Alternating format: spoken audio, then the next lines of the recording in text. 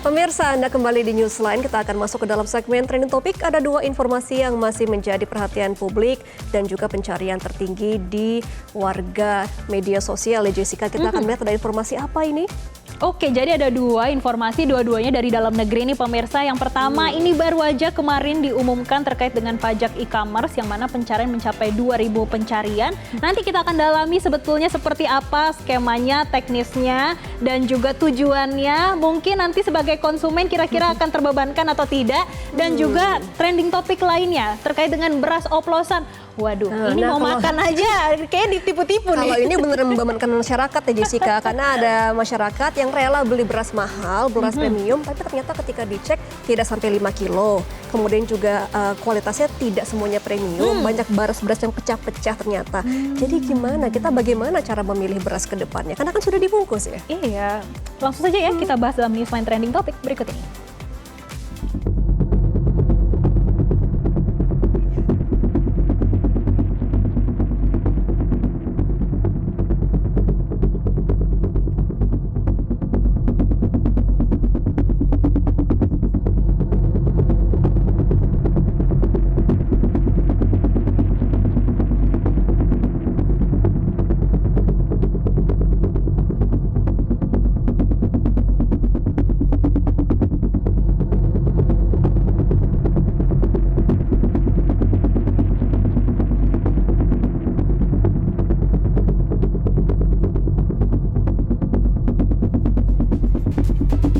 Pemirsa, kita akan membahas trending topik yang pertama ini terkait dengan PPH Merchant ya pemirsa, yang mana penjualan online makin mantap. Tapi ternyata ada aturan baru yang bakal bikin pedagang harus lebih siap-siap. Kenapa itu, Gemma? Karena mulai sekarang penyelenggara loka pasar atau marketplace seperti Shopee, Tokopedia, dan teman-temannya nggak cuma jadi tempat belanja. Mereka juga jadi tukang tagih pajak buat pemerintah. Jadi gini pemirsa, sekarang pemerintah bikin aturan baru supaya platform jual beli online alias marketplace seperti toko oren, toko ijo gitu ya, ikutan bantu narik pajak dari para pedagang yang jualan di situ. Nah pemirsa, kalau kita lihat kemarin nih ya, aturan ini resmi ditetapkan pada 14 Juli 2025 lewat Peraturan Menteri Keuangan atau PMK nomor 37 tahun 2025. Yang sekarang menjadi pertanyaan, kenapa pemerintah bikin peraturan tersebut? Jadi ada alasannya, karena melihat adanya jualan online yang semakin ramai dan banyak banget uang yang muter di penjualan online, terutama di e-commerce ya. Jadi kalau kita lihat untuk data di tahun 2024, transaksi e-commerce Indonesia ini menembus 487 triliun rupiah. Jadi supaya pajaknya nggak bocor dan lebih gampang ditarik, pemerintah pun minta bantuan marketplace untuk menjadi pemungut pajak, tepatnya pada PPh pasal 22 dan pedagang yang jualan di sana. Iya, kemudian pertanyaannya siapa aja yang kena aturan ini? Nah, pedagang dalam negeri yang jualan lewat marketplace, tapi kalau omsetnya masih di bawah 500 juta rupiah per tahunnya, pajaknya nggak langsung ditarik, asalkan pedagang tersebut lapor ke marketplace memakai surat pernyataan. Nah, tapi kalau omsetnya sudah di atas 500 juta rupiah, ini bagaimana? Ya berarti kena pajak, Jessica. Sekarang menjadi pertanyaan, berapa persen nih kira-kira pajaknya? Oke, jadi 0,5% dari omset kotor. Ini belum termasuk PPN dan pajak barang mewah. Dan pajak ini dihitung dari total tagihan yang didapat pedagang dari hasil jualannya. Yang mana marketplace yang wajib menarik pajak itu kira-kira siapa sih? Siapa, Gemma? Nah, marketplace yang sudah memenuhi syarat tertentu ini ada rekening khusus buat nampung uang hasil transaksi. Kemudian juga nilai transaksinya besar dan pengunjungnya juga banyak sesuai batas yang ditetapkan oleh pemerintah. Kemudian kalau gitu pedagang wajib ngasih data apa aja ya ke marketplace-nya. Ini ada sejumlah data pemirsa seperti NPWP atau NIK, plus alamat surat menyurat, kemudian juga kalau ada omsetnya yang masih di bawah 500 juta rupiah per tahun, wajib kasih surat pernyataan. Dan kalau punya surat bebas pajak, wajib juga untuk dikasih ke pihak e-commerce. Nah, ada pengecualian pemirsa, pajaknya ini nggak akan ditarik. Kalau apa nih Jessica? Jadi kalau omset pedagang masih di bawah 500 juta rupiah per tahun dan sudah melapor pakai surat pernyataan. Yang kedua, persyaratan lainnya adalah jualan jasa pengiriman barang, salah satunya seperti kurir ya. Kemudian jualan pulsa atau kartu perdana, jualan emas, perhiasan, batu permata, dan juga sejenisnya, jual beli tanah dan bangunan. Dan kalau kita lihat pemirsa, ini banyak sebetulnya plus minusnya ya. Jadi kita akan melihat dari sisi keuntungannya. Memang ini menjadi lebih praktis buat pedagang besar, nggak perlu setor pajak sendiri, marketplace yang mengurus. Sistemnya otomatis dipotong dari hasil penjualan. Kemudian lebih tertib dan juga transparan. Yang mana jualan online sekarang masuk jalur resmi. Jadi pajaknya jelas dan ini bikin iklim usaha digital semakin dipercaya terutama di Indonesia. Kemudian juga kesetaraan dengan usaha konvensional, usaha online dan offline jadi punya beban pajak yang setara, nggak ada yang curi start bebas pajak. Kemudian dukung penerimaan negara, pajak dari e-commerce masuk ke kas negara buat bangun jalan, bangun sekolah, untuk kesehatan dan juga untuk lain-lain. Nah, kemudian minus dan juga tantangannya, apakah akan membebani juga untuk para pembeli nih Jessica? Jadi beban tambahan buat penjual ini meski cuma 0,5%, tetap terasa buat pedagang terutama pada yang marginnya tipis. Harga bisa ikutan naik dan potensi penjual menaikkan harga untuk nutupin potongan pajaknya, jadi pembeli mungkin sedikit bisa kena imbas kalau nanti harga barangnya akan dinaikkan harganya sama penjual ya. Jadi pemirsa, pedagang kecil juga memang harus aktif melapor, yang mana UMKM yang omsetnya di bawah 500 juta rupiah setahun harus rajin nih bikin dan lapor surat pernyataan. Nah, kalau enggak malah ketarik pajak. Dan dalam praktiknya masih ada pedagang atau pelaku UMKM yang belum punya pencatatan keuangan secara formal, apalagi memiliki kesadaran administratif ini untuk menyusun laporan omset tahunan. Iya, kemudian juga meminimalisir resiko duplikasi data atau administrasi yang ribet. Harus rajin update NPWP, NIK, dan juga surat pernyataan dan sebagainya ke marketplace. Kalau ketinggalan, bisa berabe nih urusannya ke depannya Jessica, karena pemerintah juga perlu memastikan bahwa kebijakan ini tidak hanya meningkatkan penerimaan negara tetapi juga memperkuat daya tahan UMKM sebagai tulang punggung ekonomi nasional. Masyarakat juga perlu diajak memahami kalau dalam era digital kewajiban pajak ini bukan lagi beban birokrasi, melainkan bagian dari partisipasi dalam sistem yang lebih transparan dan adil. Ini yang penting ya, transparansinya. Transparansinya dan juga apa sih hasilnya dari kita membayar pajak tersebut. Itu yang menjadi pertanyaan sekarang, gimana ya membaca pemberlakuan Peraturan Menteri Keuangan Nomor 37 Tahun 2025 ini. Gak usah lama-lama, langsung saja kita bahas bersama Sekjen Asosiasi E-Commerce Indonesia atau IDEA, ada Bapak Budi Primawan. Siang ini sudah bergabung bersama kami di Newsline. Selamat siang Pak Budi. Selamat siang. Pak Budi ini tersenyum lebar, setuju dengan PPh Merchant apa gimana maksudnya Pak? Ya, senyum ini udah jadi standar. Mau tampil di TV biar cerah gitu. Ini kalau dari IDEA sendiri melihat kebijakan Kementerian Keuangan yang kemarin terkait dengan PPh Merchant, kira-kira seperti apa Pak? Apakah ini akan menambah biaya operasional atau administratif ke depannya? Oke, sebenarnya kita sebagai asosiasi Indonesian E-Commerce Association itu selalu mendukung pemerintah. Semua peraturan yang sudah terbit relevan, kami akan memberi bantuan untuk komunikasinya, untuk penegakannya. Tetapi pada saat ini kami baru terima peraturannya kemarin, Mbak. Jadi masih dipelajari oleh tim pajak dari masing-masing platform.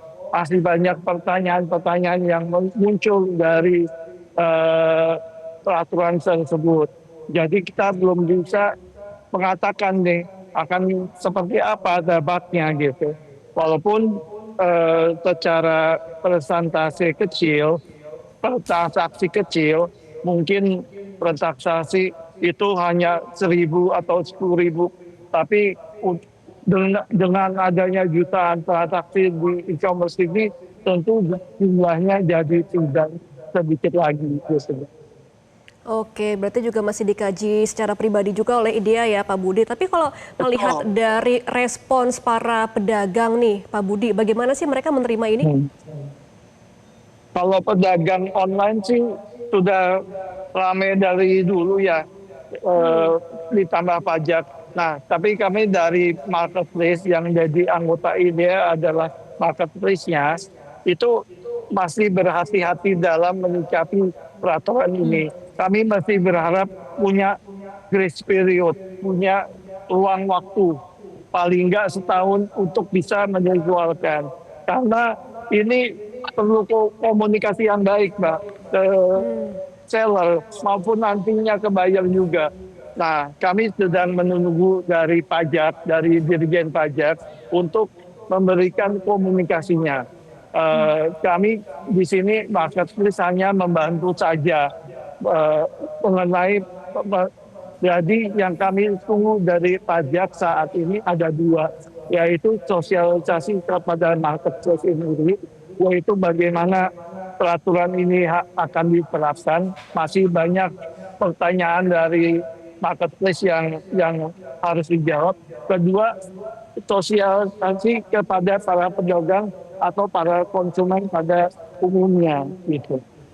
Baik, ada 2 poin yang masih ditunggu, yaitu sosialisasi dari pemerintah kepada marketplace dan juga sosialisasi dari pemerintah kepada pedagang. Pak Budi, kalau kita melihat kebijakan ini sebetulnya sempat mau diterapkan di tahun 2018 namun tertunda nih. Akhirnya kemarin sudah dikeluarkan, Pak. Waktu 2018 sampai 2025, bagaimana komunikasi pemerintah dengan asosiasi, Pak? Apakah IDEA juga diajak untuk merumuskan kebijakan tersebut? Kita diajak diskusi tapi tidak diajak merumuskan. Jadi itu perbedaan yang penting ya. Jadi ada beberapa pertanyaan sesi konsultasi dengan kami ikut dengan baik, kami ikut dengan tepat, tapi bukan merumuskan. Sebenarnya dari tahun lalu dan tahun sekarang ini, tahun 2018 dan 2025, ada peraturan yang beda seperti undang-undang perpajakan. Tapi yang paling penting adalah bahwa ini kan kewajiban bagi wajib pajak. Jadi ini kewajiban bagi seller. Sama saja seperti seller yang jualan di pasar atau jualan di shopping center. Toh pengelola pasar atau pengelola shopping center bisa dijadikan pemungut pajaknya. Di sini kan marketplace sama kayak pengelola pasar atau pengelola shopping mall gitu.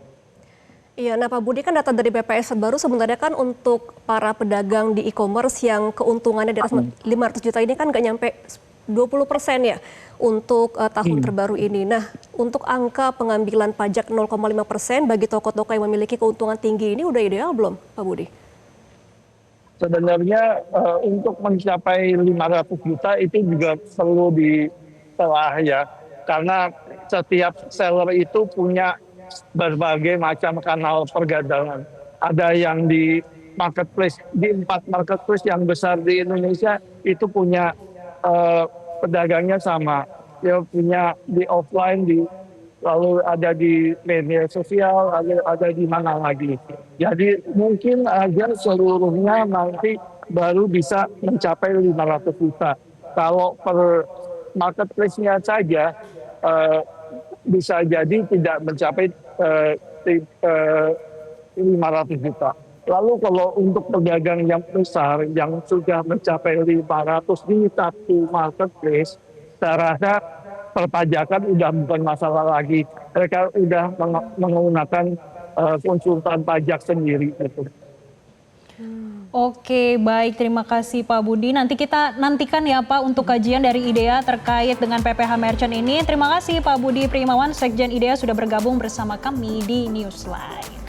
Dan tentunya ini juga menuai berbagai komentar warganet ya. Kita akan lihat dari X nih pemirsa. Yang pertama ada komentar dari Rohta. 0,5% mungkin terlihat kecil, tapi bagi UMKM yang baru tumbuh, ini bisa jadi beban. Kebijakan pajak seharusnya hadir sebagai dorongan, bukan tekanan. Bantu mereka naik kelas, bukan makin tertekan. Oke, tapi kan ada kebijakannya. Nggak semuanya akan dikenakan pajak 0,5% jika sudah nantinya diaplikasikan. Kemudian dari @nyamuk yang mengatakan semua dipajakin.